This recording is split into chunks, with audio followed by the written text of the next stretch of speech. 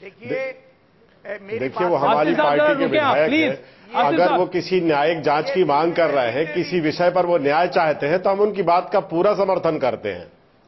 बाटला house encounter की न्यायिक जांच होनी चाहिए, इसका समर्थन कांग्रेस करती है। देखिए दिग्विजय सिंह, बिल्कुल ये न्यायिक जांच होना चाहिए, हम इसका समर्थन करते हैं। उन्होंने राघव जी, अब इसमें तो आप सीधे आप ही उठाया है। एक सेकंड आसिफ साहब, जरा अपने ख्याल को रोकिए। भाई राघव जी, क्या विचार है?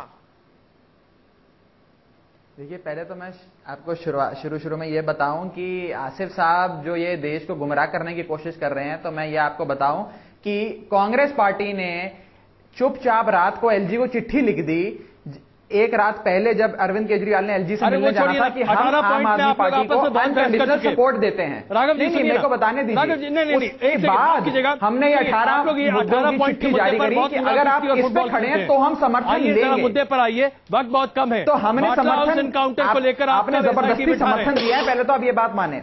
दूसरी बात, जहां तक आप चुनाव लड़ने की बात है, जो भी कोई भी पार्टी चुनाव में जाती है तो वो अपना एक well documented set of promises निकालती है, जो उसका घोषणा पत्र होता है। जी, आप फिर मुद्दे को भटकाने की कोशिश कर रहे हैं, उसको पूरी करती है। 84 के दंगे सीधे तौर पर जानना चाहता हूं, कांग्रेस कहती है कि एसआईटी जांच बाटला हाउस एनकाउंटर में होना चाहिए, उस पर काम कर रहे हैं। आपकी क्या प्रतिक्रिया है इस पर?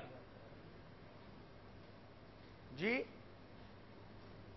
हेलो, नहीं, आप आसिफ साहब एक सेकंड। राघव जी, कांग्रेस पार्टी आधिकारिक तौर पर बाटला हाउस एनकाउंटर की एसआईटी जांच चाहती है। दिल्ली की सरकार को क्या करना चाहिए? आम आदमी पार्टी का क्या रुख है इस पर?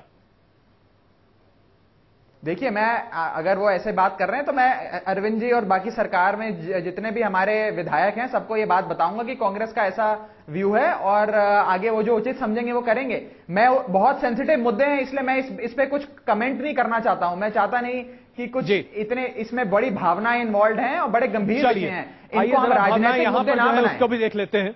आइए साहब, बताइए क्या कहना चाहते हैं आप? आखिर कब तक सियासी पार्टियां सियासत जो दंगों और जो भी फसाद है उन पे कब तक मरहम लगाएंगी? कब तक एसआईटी की जांच होगी? कब तक दंगों में कमेटियां बैठेंगी? फैसला कब आएगा? इनको न्याय कब मिलेगा? सवाल तीनों से। जी, आप साहब। ये 30 साल हो गए, 30 सालों पे ये दोषियों को सजा नहीं दे पाए।